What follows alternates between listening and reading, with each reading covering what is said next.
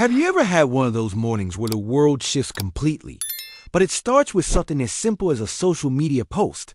I'm Rebecca, and 3 months ago I thought I knew exactly where I stood in my husband's family. I was wrong about everything, Dot. It was a Tuesday morning in early October. The kind of crisp autumn day that makes you believe in fresh starts. I was sitting in my kitchen in our Westchester home, wearing an old Columbia sweatshirt and fuzzy socks, scrolling through Instagram while my coffee cooled in my favorite ceramic mug, the one with the small chip that I refused to throw away because my late father gave it to me. If this story of family betrayal and quiet revenge sounds like something you need to hear today, hit that like button now. Trust me, you're going to want to buckle up for this one. My husband Marcus had already left for his early morning client meeting at his law firm, leaving behind the faint scent of his cologne and half a piece of toast with strawberry jam. I was mindlessly double-tapping photos of friends, breakfast spreads, and motivational quotes when I saw it. A boomerang video of my sister-in-law Victoria's Instagram story. Champagne glasses clinking in slow motion, the gleaming white hull of a yacht in the background, autumn sunlight dancing off the water. The caption read, "Preston family tradition loading. 3 generations, 1 legacy." My thumb stopped mid-scroll. The Preston family yacht trip. The annual tradition that had existed for over a decade. I've been invited to exactly twice in the 8 years since marrying Marcus. The first time, I'd made the mistake of suggesting we could explore different destinations each year instead of always going to the Hamptons. The second time, Victoria made it crystal clear through a series of calculated slights that I was a guest, not family. But this year I hadn't heard a single word about it. I clicked into the post, then another. There was Victoria's husband James, tan and grinning. Their twin daughters, Sophie and Chloe, making faces at the camera. Margaret, my mother-in-law, raising a mimosa with her perfectly manicured nails. Marcus's younger brother David with his fiancée Emma. Even great-aunt Beatrice, who supposedly couldn't handle boats anymore, was there beaming in a deck chair. Everyone except me. My hands weren't shaking, not yet. That would come later. Instead, there was this strange, cold clarity settling over me like morning fog. I checked my phone for the family group chat. Preston Legacy Voyagers, the one Marcus had added me to 3 years ago, then quietly removed me from after what Victoria called the seating chart incident at Margaret's birthday dinner. No messages, no missed calls, no emails about cabin assignments or departure times. I set my phone down and stared out the kitchen window at our neighbor's golden retriever chasing leaves in their yard. Somewhere in the back of my mind, a voice I've been silencing for years started speaking up. This wasn't an oversight. This was deliberate. That afternoon, while I was loading the dishwasher, my phone buzzed. A text from Victoria. Not in any group chat, just to me. The message was a masterclass in passive aggression wrapped in false concern. "Hey, Rebecca. Just realized we might have missed including you in this year's yacht planning. The trip filled up so much faster than expected. Total oversight on my part. Rain check for next year. Hope you and Marcus are doing amazing." I read it 3 times. Each time, the words cut deeper. Not, "I'm sorry, we didn't include you." Not, "Let me see what we can do." Just a cheerful admission of exclusion dressed up as an accidental oversight, complete with heart emojis and the koi. Promise of maybe, possibly, being considered worthy next year. But here's the thing about being systematically excluded. You develop a sixth sense for documentation. Call it survival instinct. So, when a second message appeared on my screen 20 minutes later, a screenshot that had clearly been sent to the wrong person, everything clicked into place. It was a photo of a group text thread. Victoria was messaging someone about final headcount confirmations. Under the heading Portside Guest Cabins, there was a list of names. Mine had been crossed out in red ink. Written next to it in Victoria's distinctive handwriting, replaced with Belle Chun, V's yoga instructor. Belle, the woman who, at last year's Christmas party, had asked me if I was Marcus's assistant. The next message in the thread was a voice. Note, I pressed play, and Victoria's voice filled my kitchen. Mid-laugh. Well, at least the energy on board won't be so heavy this year. You know how she gets when she's trying too hard to fit in. I set the phone down so carefully you'd think. It was made of glass. My pulse wasn't racing. It was doing something worse. It was steady, calm. The kind of calm that comes right before you realize you're not the same person you were 5 minutes ago. That evening, I made Marcus's favorite dinner, herb-crusted salmon with roasted vegetables and the wild rice pilaf. He'd grown up eating at his grandmother's house. I set the table with our good china, lit a candle, poured wine. To anyone looking through our dining room window, we would have appeared to be a couple celebrating something special. I waited until he'd taken a few bites before speaking. How was your day? I asked, cutting my salmon into precise, small pieces. Good. Long client meeting with the Peterson account, but I think we're finally making progress on their merger. He paused to sip his wine. How about you? What did you get up to? I saw Victoria's Instagram story today. His fork stopped halfway to his mouth. Just for a second, but I caught it. Oh? The yacht thing? My. I kept my voice light, conversational. Looks like the whole family's there. Even Aunt Beatrice. Marcus set down his fork and reached for his wine glass. Yeah, Mom mentioned something about it last week. I think they're still figuring out the final details. Here's where this story takes a turn that I bet you didn't see coming. If you're already invested in finding out what happens next, smash that subscribe button because this family drama is about to get so much deeper. Am I going? The question hung in the air between us like smoke. Marcus looked at me, and for just a moment, I saw something flicker across his face. Not surprise recognition. He'd known all along. I assumed you were. Why wouldn't you be? But his voice gave him away. The slight uptick at the end, turning a statement into a question. The way he wouldn't quite meet my eyes. I reached for my phone, scrolled to Victoria's text, and slid it across the table to him. He read it once, then again. His jaw tightened almost imperceptibly. This is probably just a miscommunication, he said finally. You know how chaotic these family trips get. Everyone's trying to coordinate schedules, cabin assignments. It wasn't a miscommunication, Marcus. I showed him the screenshot of the group chat, pointed to my crossed-out name, played Victoria's voice note. With each piece of evidence, I watched my husband, the man who argued cases for a living, who could spot a lie from across a courtroom construct increasingly elaborate justifications for his sister's behavior.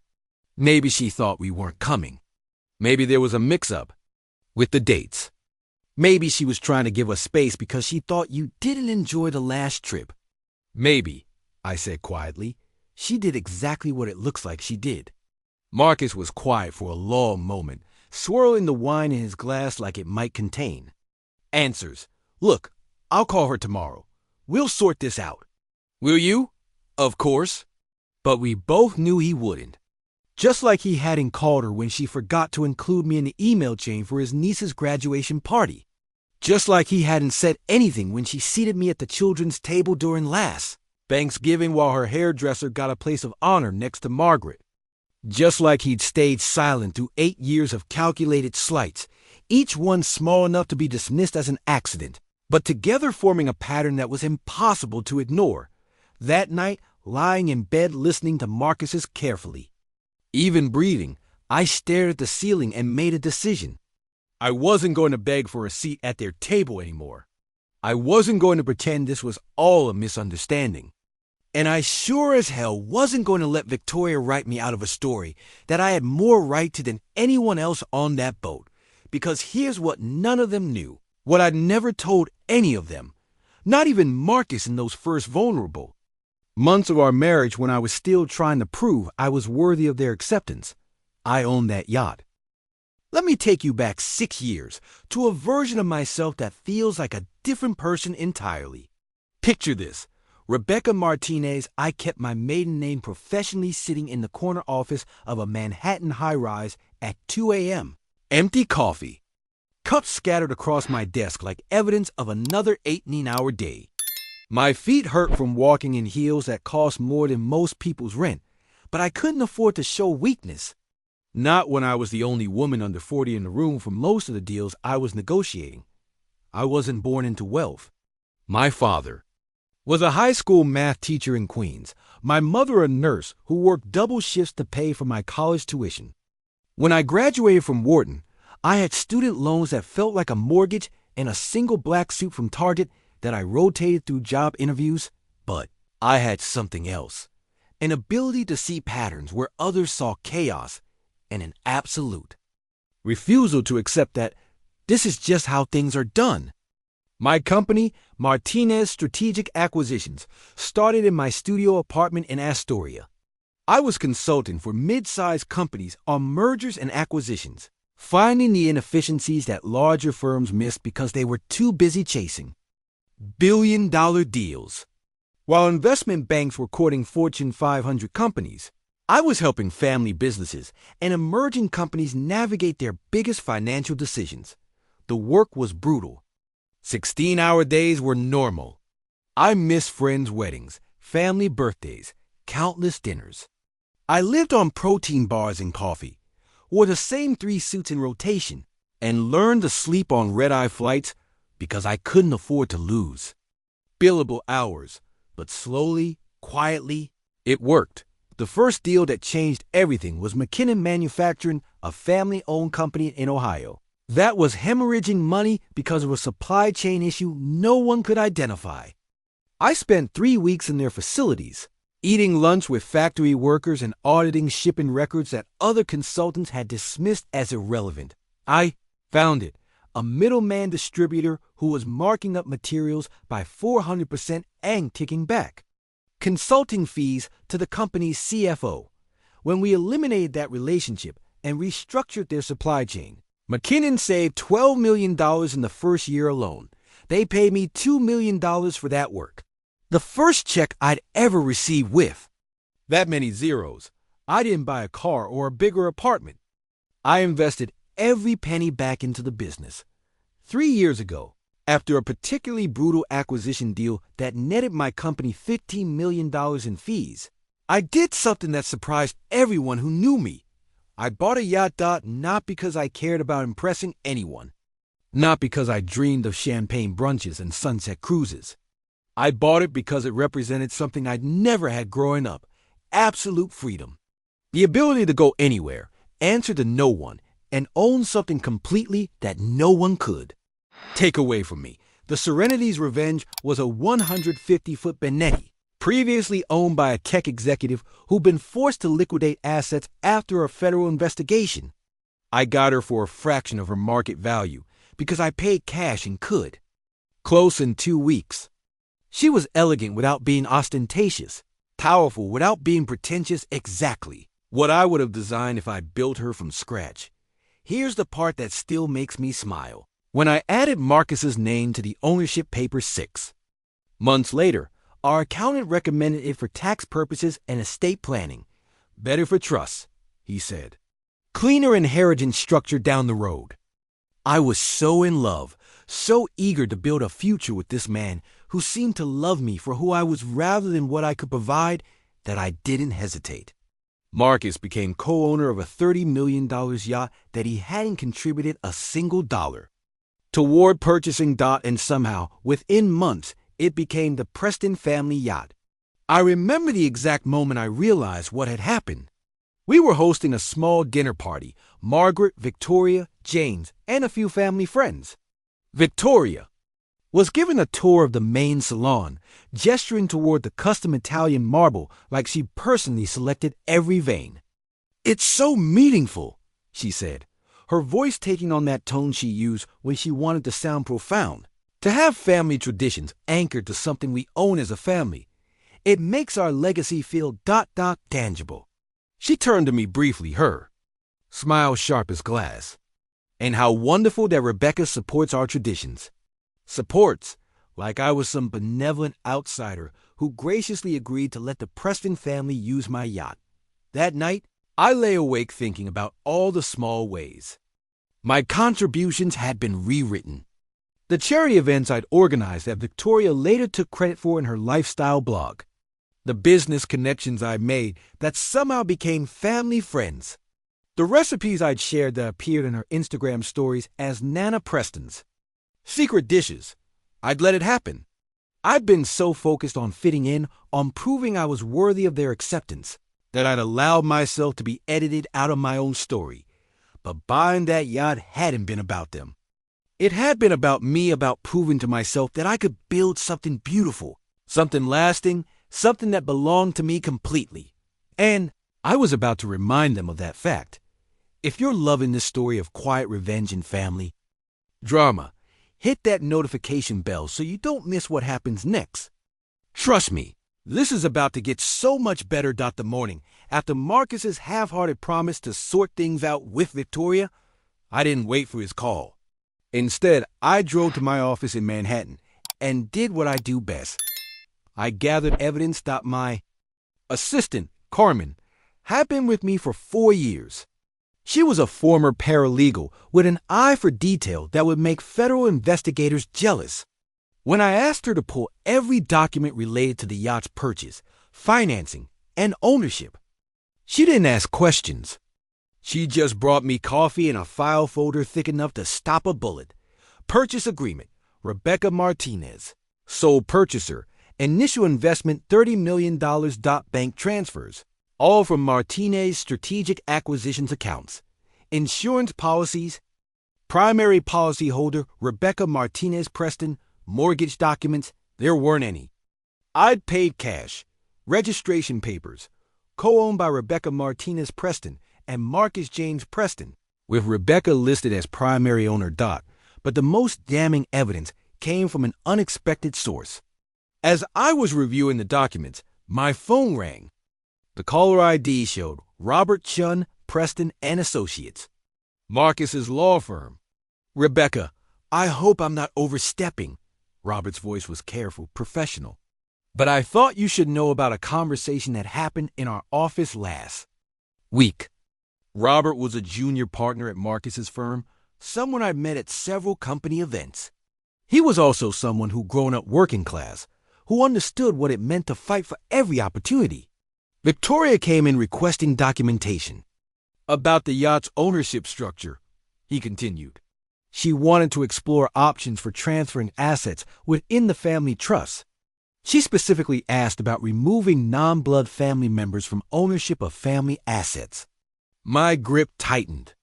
On the phone. What did you tell her? I told her that you're the primary owner and that any changes will require your explicit consent and signature. I also told her that pursuing such changes without your knowledge could constitute fraud. The silence stretched between us.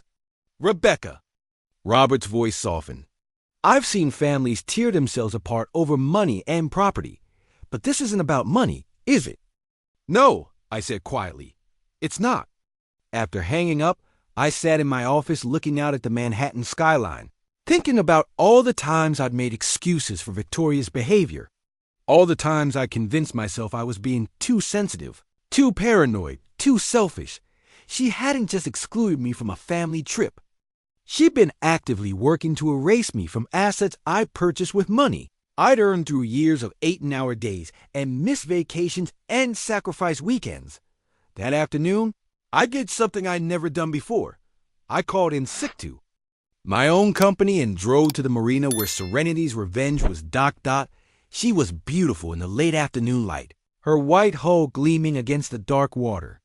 I walked up the gangway, past the brass nameplate I'd chosen myself, and stood on the deck where I'd hosted exactly 3 Preston family gatherings and dozens of business meetings. This wasn't just a yacht. It was proof that a girl from Queens could build something extraordinary. It was evidence that I didn't need anyone's permission to take up space in the world. And tomorrow, I was going to Newport. That evening, I sat at my kitchen table with a glass of wine and my phone. Marcus was working late again, which gave me the privacy I needed for what came next. I scrolled through my contacts until I found the number for Newport Harbor Marina, where the Preston family always docked for their annual trip. I'd been there twice before, so the harbor master knew my voice. Ms. Martinez Preston. His voice was warm with recognition. How can I help you? I need to confirm the docking arrangements for Serenity's Revenge this weekend. A pause. Papers. Rustling. I'm showing that your vessel is scheduled to arrive Friday morning, but we have a note here that you won't be joining the party this year. The reservation was modified by more paper shuffling, ... Victoria Preston. She indicated it would just be family members aboard. I closed my eyes, feeling that familiar cold clarity settle over me again. I see. Could you do me a favor and remove that note from your system? I'll be arriving Friday morning as originally planned. Of course, ma'am. Should I notify the other party of the change? No need. I'll handle that myself. After hanging up, I poured myself another glass of wine and opened my laptop. If Victoria wanted to play games with family narratives and ownership rights, I was going to remind her that I built my career on being better prepared than anyone else in the room. I drafted 3 emails. The first went to the yacht's captain, James Morrison, a former Navy officer I'd hired personally and who reported directly to me. I informed him that I would be aboard for the weekend trip and that he should follow my instructions regarding guest accommodations and itinerary. The second went to my lawyer, asking her to prepare a clean copy of all ownership documents for the yacht, along with a legal summary of my rights as primary owner. The third was the one that would change everything. I addressed it to the Preston family group email list, yes. I still had access to it from Marcus's shared account. I spent an hour crafting that email, deleting and rewriting until every word carried exactly the weight I intended.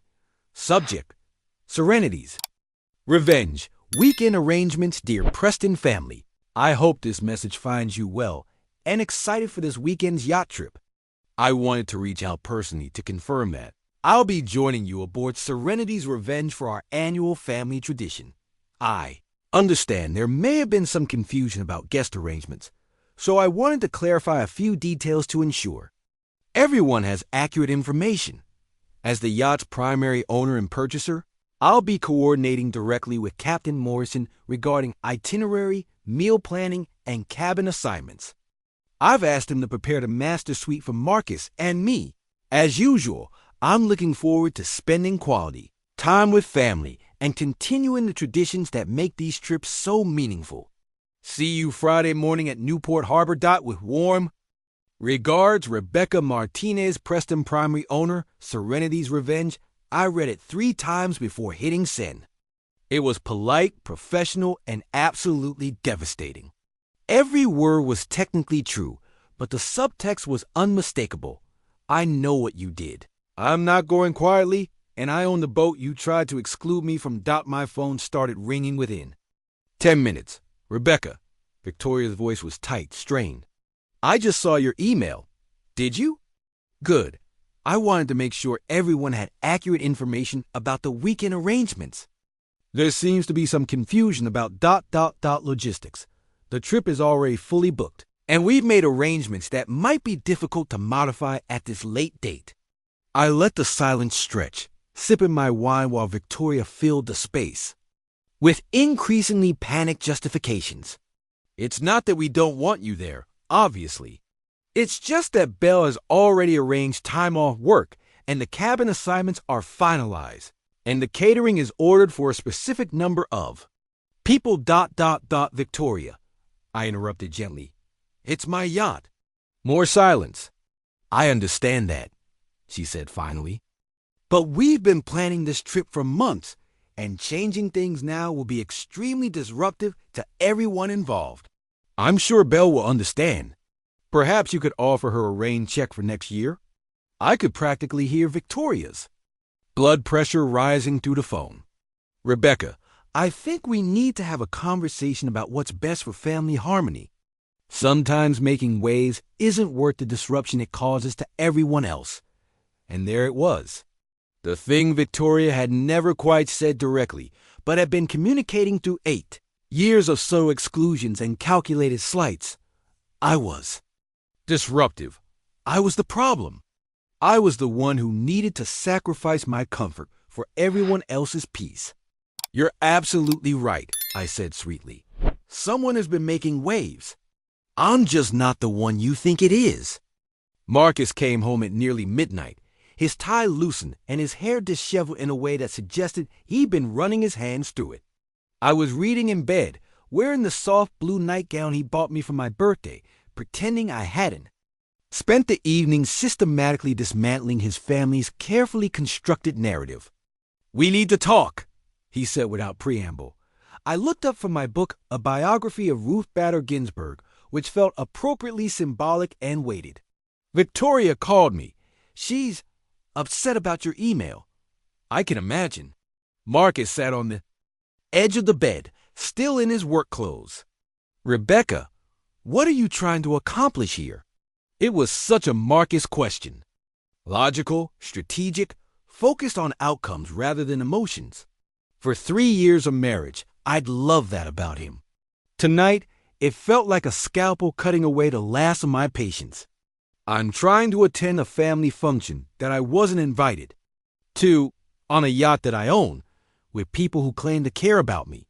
But you know this is more complicated than that, is it? He rubbed his temples. Victoria says you're trying to humiliate the family, that you're using your financial leverage to force your way into situations where you're not wanted. I closed my book carefully, marking my place. Is that what you think? I think. He paused, choosing his words with the care of someone who knew he was navigating a minefield. I think maybe we should sit this trip out. Let things cool down. Find a better time to address these family dynamics when everyone isn't so emotional. And there it was. After 8 years of marriage, after watching his sister systematically exclude and diminish me, after seeing evidence that Victoria had actively worked to remove me from property I own, Marcus was asking me to step back. To be the reasonable one, to sacrifice my dignity for his family's comfort. I studied my husband's face in the lamplight. He looked tired, stressed, caught between competing loyalties. And for the first time in our marriage, I realized he'd already chosen his side. No, I said quietly, no, I'm not sitting this out. I'm not letting things cool down. And I'm definitely not pretending that what Victoria did was okay just because addressing it makes your family uncomfortable. Marcus stood up, started pacing. Rebecca, you're talking about blowing up 8 years of family relationships over a misunderstanding about a trip. I'm talking about standing up for myself after 8 years of being treated like an inconvenient stranger who happens to be married to their son. Here's the moment that changed everything, not just for this trip, but for my entire marriage. If you're invested in seeing how this plays out, make sure you're subscribed because this family drama is about to reach a whole new level. That's not fair, Marcus said. My family likes you. I laughed, and the sound surprised both of us. It wasn't bitter or angry. It was the laugh of someone who finally seen through a magic trick.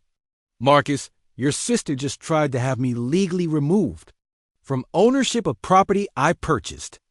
She spent 3 years taking credit for my work, excluding me from family events, and treating me like hired help at my own dinner parties. Your mother hasn't called me by my name correctly in 2 years. She keeps calling me Rachel, Anne. Your response to all of this is that I should be more understanding because they like me? He stopped pacing. I didn't know it was that bad. Yes, you did. You just chose not to see it because addressing it would be uncomfortable. We stared at each other across the bedroom that we'd shared for 3 years, and I realized we were having 2 completely different conversations. You was talking about keeping peace. I was talking about claiming space.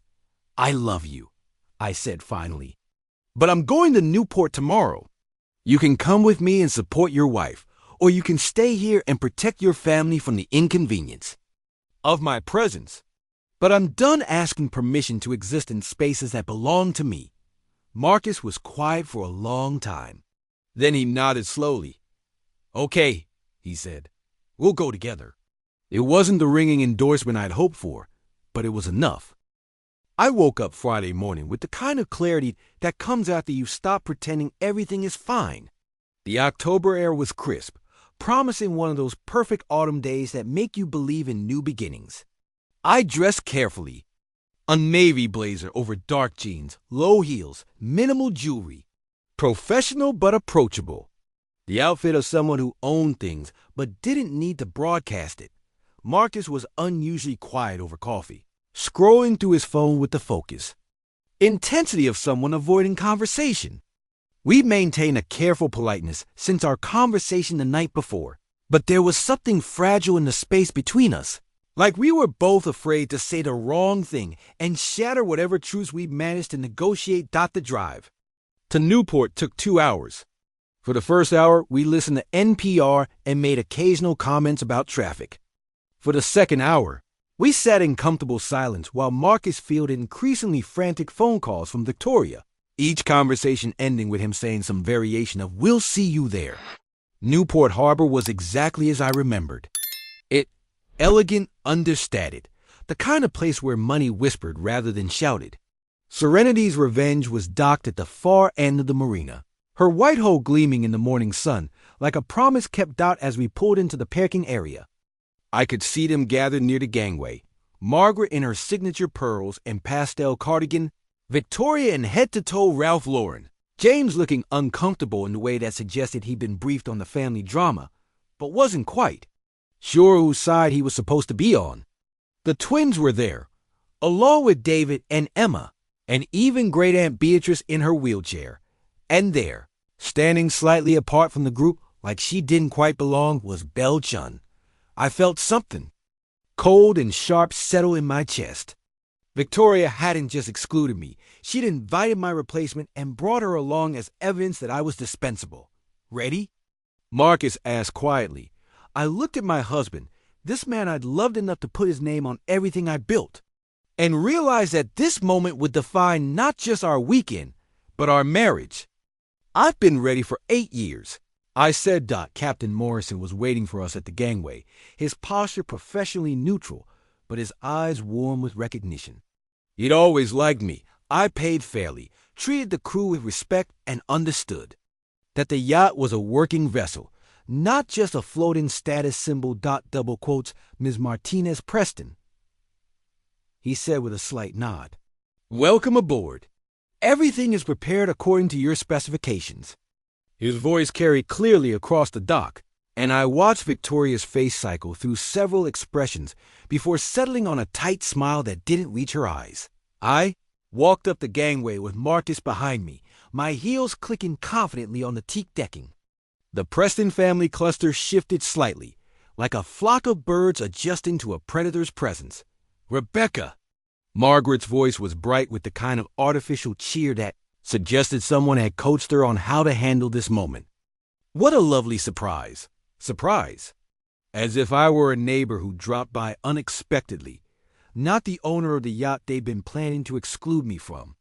Margaret, I replied warmly, kissing her cheek in the ritual of family greeting we performed dozens of times.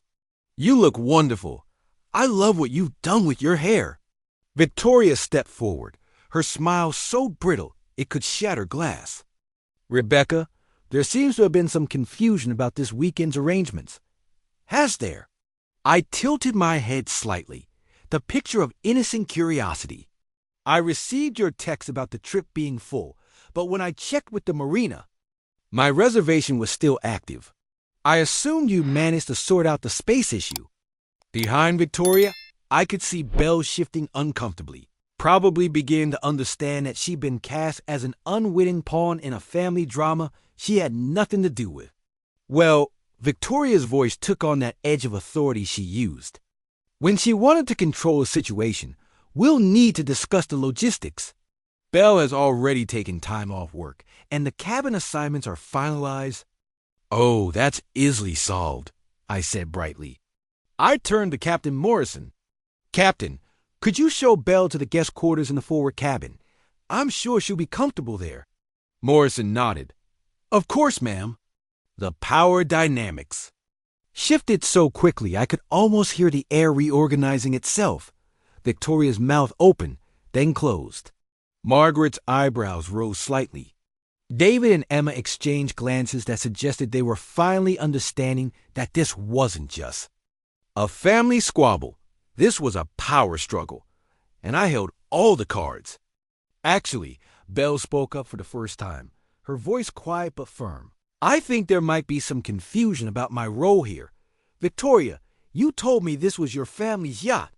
The silence that followed Belle's words was so complete you could hear the water lapping against the hull. Victoria's face went through a fascinating series of changes: surprise, anger, calculation, and finally a desperate attempt to regain control. Well, technically, it's a family asset, Victoria said, her voice taking on that lecturing tone she used when she was about to rewrite reality. Marriage brings people into the family structure, and family assets become shared resources that we all benefit from. I almost admire her audacity. Almost. That's an interesting interpretation, I said mildly. I reached into my purse and pulled out the folder my lawyer had prepared the night before. Captain Morrison, could you gather everyone on the main deck? I think it would be helpful to clarify a few things before we depart. Victoria's eyes fixed on the folder like it contained a bomb, which in a way it did. 5 minutes later, the entire Preston clan was assembled in the main salon, perched uncomfortably on the white leather furniture I'd chosen and paid for. Belle had quietly excused herself to make some phone calls, probably to arrange alternative transportation back to the city. I stood near the windows overlooking the harbor, the folder in my hands, feeling calmer than I had in years. I realize there's been some confusion about this trip, I began, my voice carrying the professional authority I used in boardrooms. And I think it's time we address some fundamental misunderstandings about ownership, family, and respect. I opened the folder and pulled out the first document. This is the purchase agreement for Serenity's Revenge, dated 3 years ago. The buyer is listed as Rebecca Martinez, sole purchaser, with an initial investment of $30 million. From Martinez Strategic Acquisitions. I held up the document so everyone could see the signatures, the letterhead, the official seals. This is the ownership registration, showing Rebecca Martinez Preston as primary owner, with Marcus James Preston added as co-owner for estate planning purposes. Victoria's face was now completely drained of color. And this, I said, pulling out the final document, is a legal summary prepared by my attorney yesterday, confirming that as primary owner, I have full authority over guest lists, itineraries, and access to this vessel. I set the papers down on the coffee table where everyone could see them. Now, I continued, my voice still calm, but carrying an edge that made everyone sit up straighter, I want to address the elephant in the room. Victoria, you told Belle this was your family's yacht. You modified my marina reservation to exclude me. You told your yoga instructor that I was just someone who supports family traditions. Victoria started to speak, but I held up a hand. I'm not finished.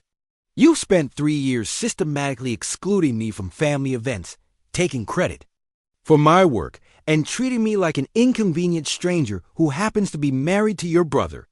You've questioned my place in this family while sitting on furniture I bought, eating food I paid for, on a yacht I purchased with money I earned through 8-hour days and sacrifice weekends.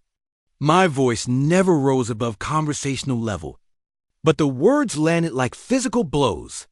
So let me be absolutely clear. I am not a guest on this yacht. I am not someone who supports Preston family traditions. I am the owner of this vessel, and I decide who gets invited to family traditions that happen on my property.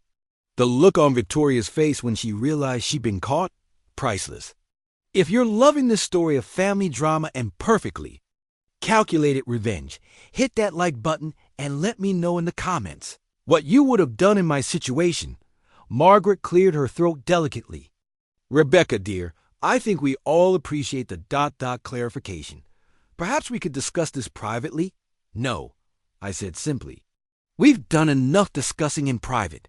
Every conversation I've had with Victoria about feeling excluded has been dismissed or minimized. Every attempt I've made to address these issues has been characterized as me being too sensitive or making waves. So we're going to have this conversation here, now in front of everyone, so there's no confusion about what was said. I looked around the room, making eye contact with each family member. I have tried for 8 years to earn my place in this family.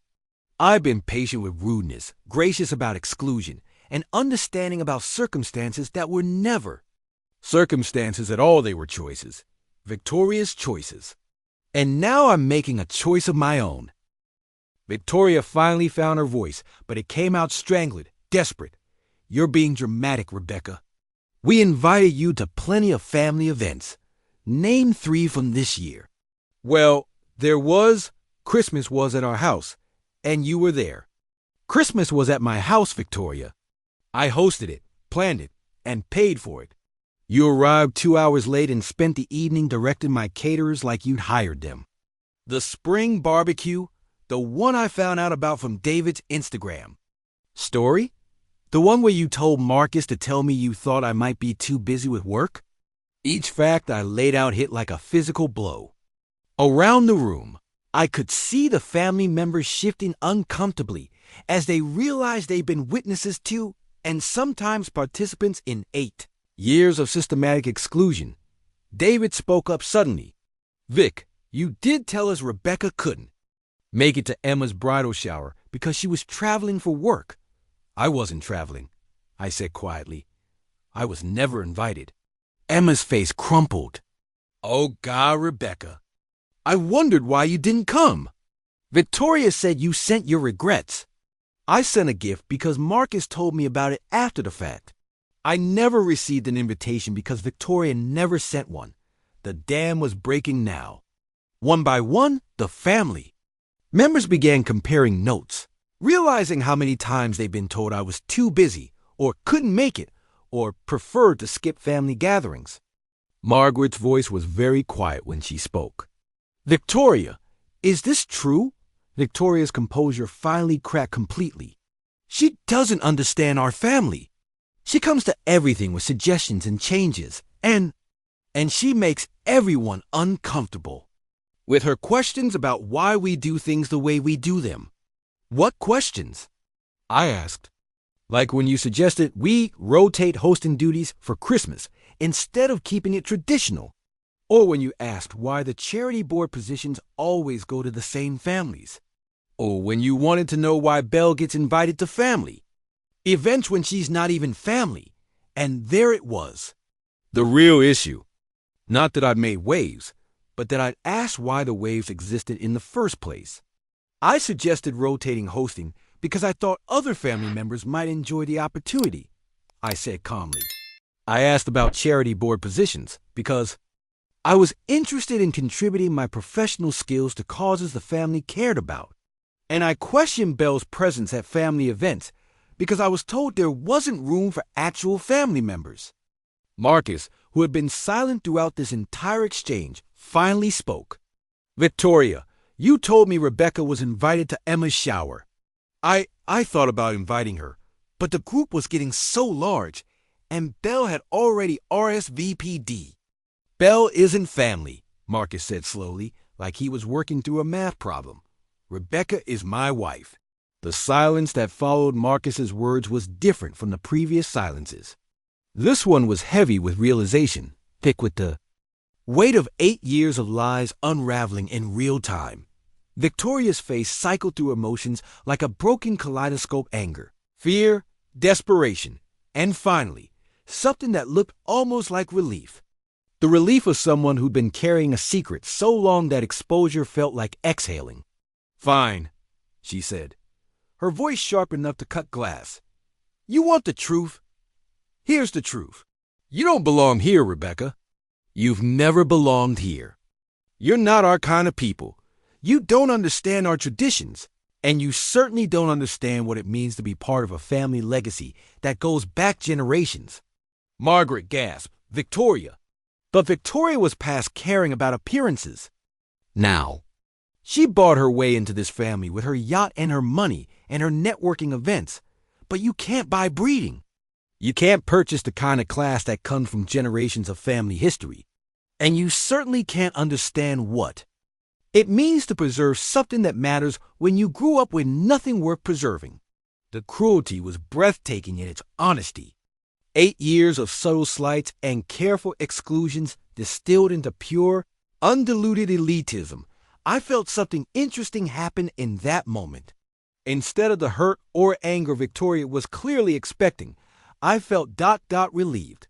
Finally, we were past the pretense. Finally, I could stop wondering if I was imagining things. Stop questioning my own perceptions. Stop making excuses for behavior that had no excuse. Thank you, I said quietly. Victoria blinked. What? Thank you for finally being honest about what this has always been about. I looked around the room at faces showing various degrees of shock, embarrassment, and discomfort. For 8 years, I've been told I was being too sensitive when I felt excluded, too paranoid when I noticed patterns, too demanding when I asked to be included in family events. I've spent thousands of dollars on therapy trying to figure out why I couldn't seem to fit into this family, wondering what was wrong with me that I couldn't earn your acceptance. My voice remained steady, professional. But it was never about me, was it, Victoria?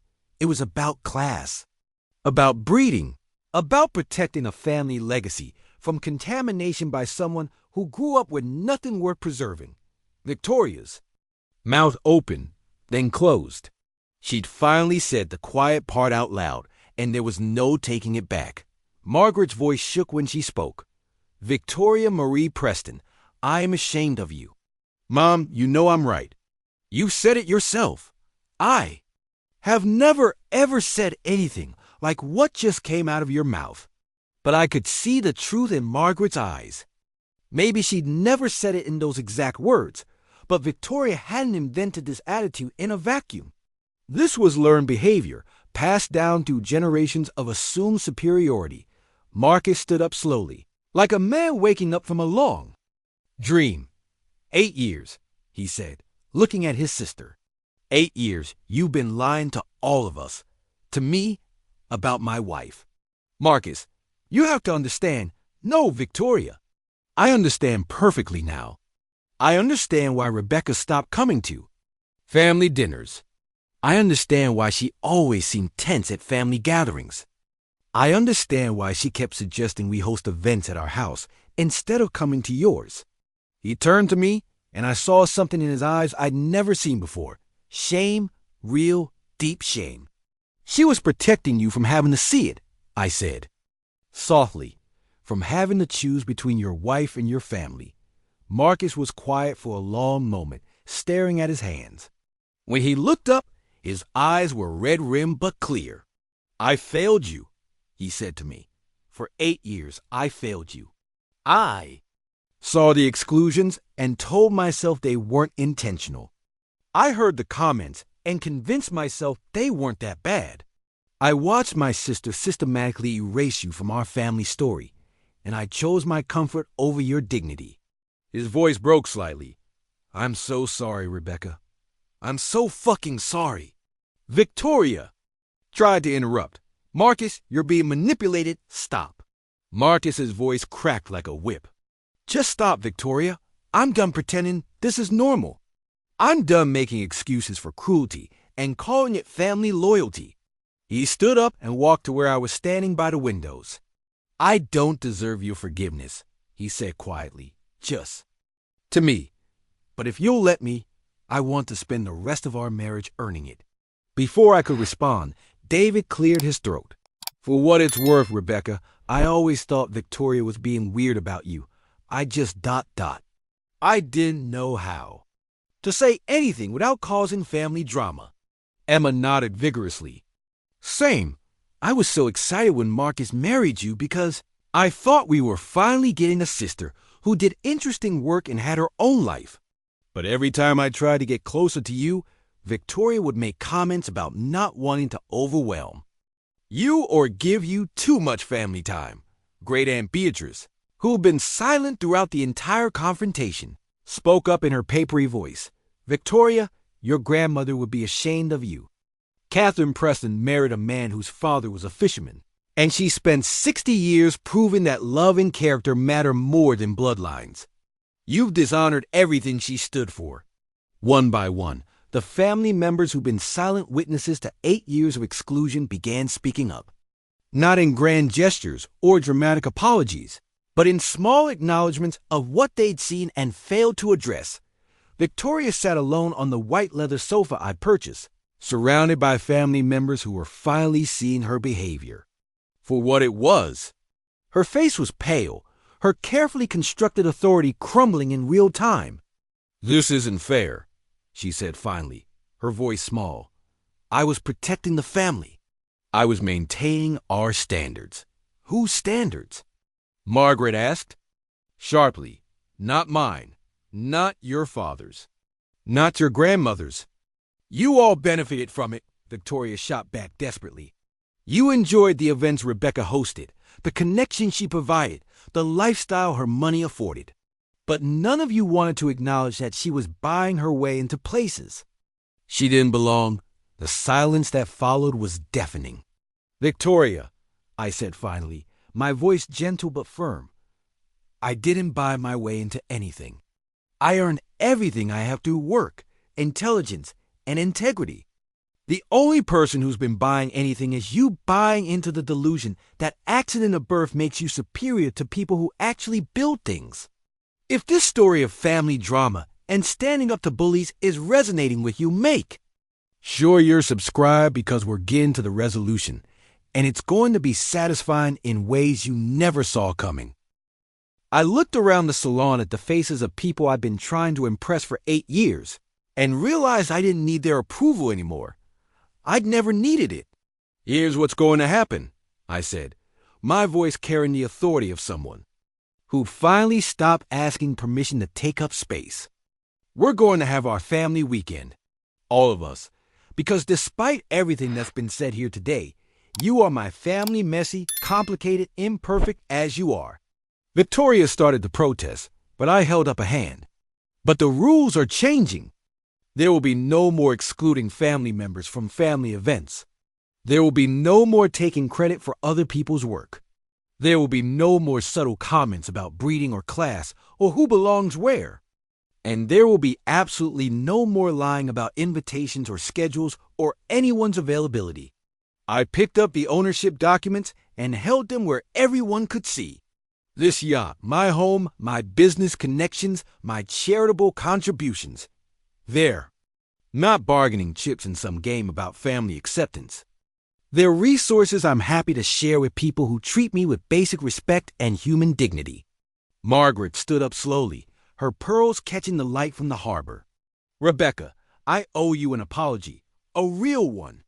I saw what was happening, and I chose to believe it was just personality conflicts. I was wrong. You've been nothing but gracious and generous to this family, and we've repaid that generosity with cruelty." Her voice shook slightly. "I'm ashamed of how we've treated you." "All of us should be ashamed." David nodded. "Mom's right. Rebecca, I'm sorry I didn't speak up sooner. I kept telling myself it wasn't my business, but exclusion is everyone's business when it's happening in their family." One by one, genuine apologies followed. Not the hollow, "I'm sorry you feel that way," non-apologies I received in the past, but real acknowledgments of harm done and responsibility taken. Victoria remained silent, staring at her hands. "Victoria," I said finally, "I'm not asking you to like me. I'm not asking you to be my friend. But I am requiring you to treat me with the basic respect you'd show any other family member.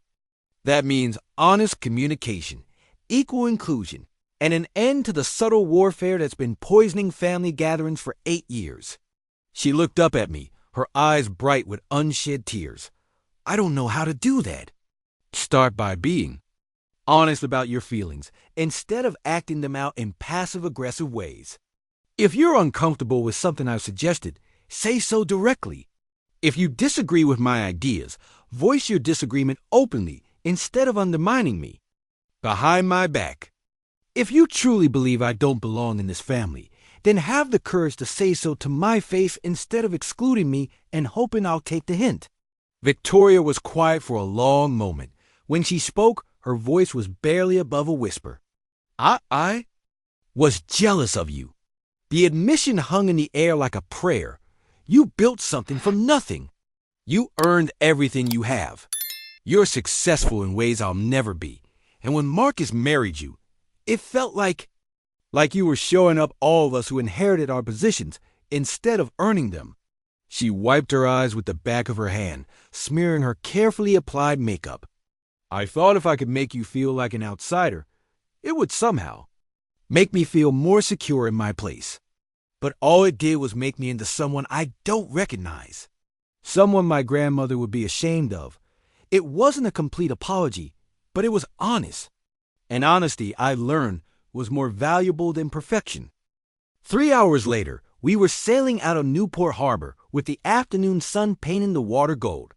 The tension hadn't completely disappeared. Years of hurt don't heal in a single conversation, but something fundamental had shifted. Victoria and I weren't friends. We might never be friends.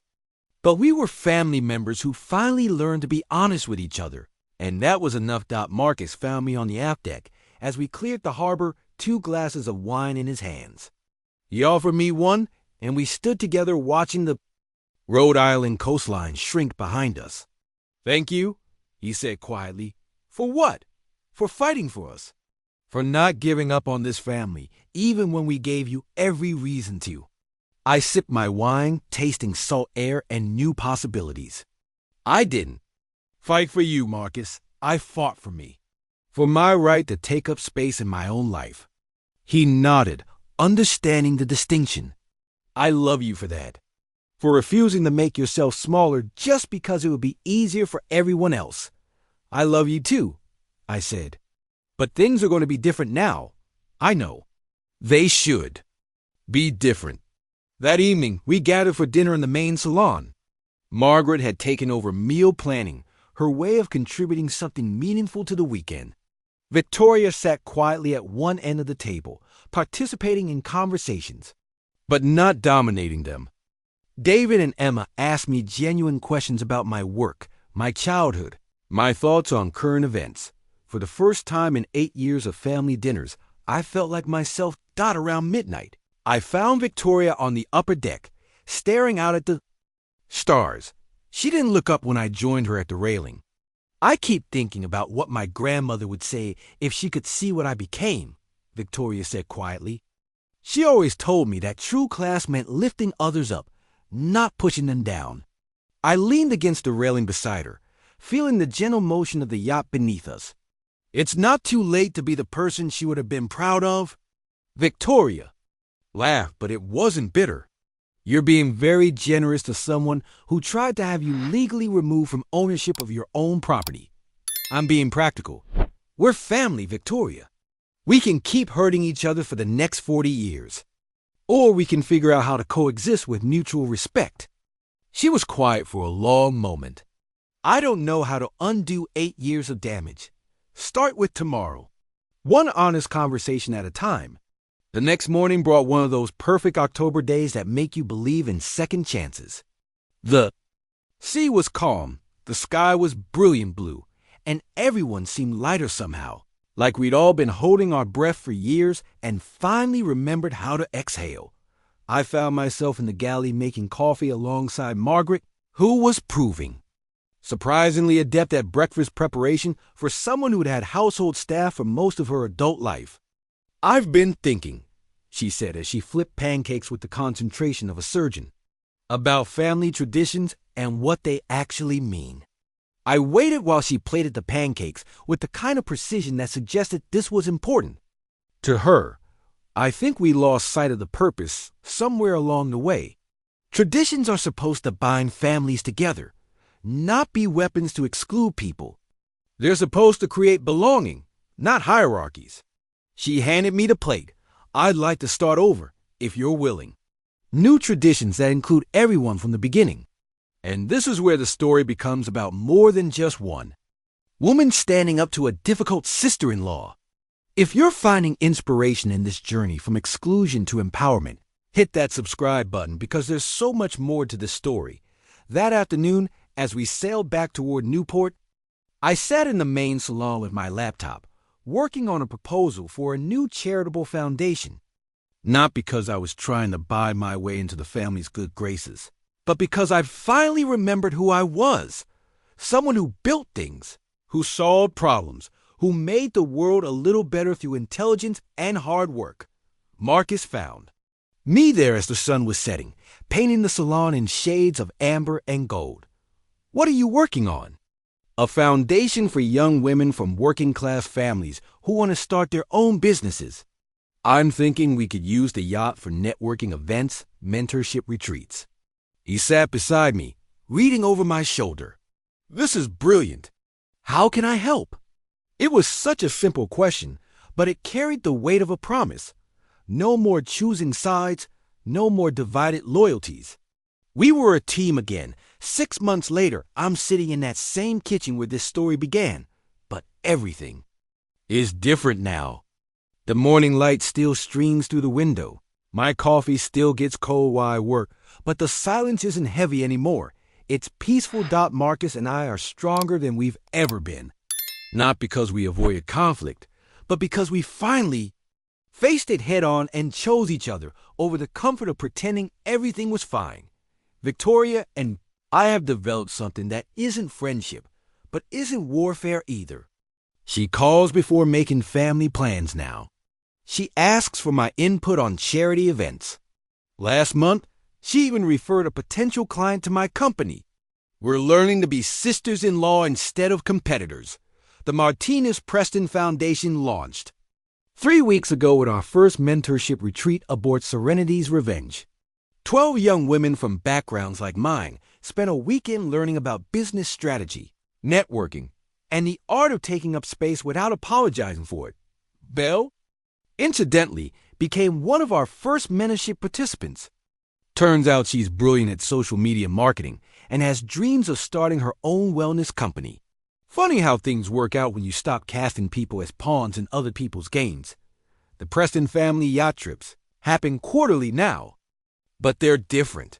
They're louder, messier, more honest. Margaret has discovered she actually enjoys cooking when it's not a performance. David brings his guitar and plays songs that make everyone cry laugh.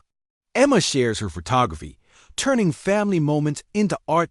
And sometimes, late at night when everyone else is asleep, Victoria and I find ourselves on the deck talking about our grandmothers, our fears, our dreams for the women our daughters might become. Here's what I learned from 8 years of trying to earn my place at someone else's table. You don't need permission to take up space in your own life. You don't need approval to claim what belongs to you. And you definitely don't need to make yourself smaller to make others more comfortable. The most radical thing you can do in a world that wants to minimize you is to stand up, speak your truth, and refuse to apologize for being exactly who you are. I still have that folder of documents, but I don't need it anymore. I keep it as a reminder that the most powerful weapon you can carry is proof of your own worth. My father's note is framed now, hanging in my office where I can see it every day. Don't fight for a seat. Build your own table. I built the table. I chose who sits at it. And I never again made the mistake of confusing patience with self-respect. If this story moved you, inspired you, or reminded you of your own worth, I want to hear from you in the comments. Tell me about a time you had to stand up for yourself, a moment when you stopped asking permission to exist in your own life, or share where you're watching from. Your story matters too. And if you want more stories like this, real tales of family drama, quiet revenge, and the power of knowing your worth, make sure you're subscribed with notifications on. Because the best stories aren't the ones where everything is perfect. They're the ones where people find the courage to demand better. Thank you for taking this journey with me. Remember, you deserve a seat at every table you choose to join, and you never need to justify your right to take up space in your own life.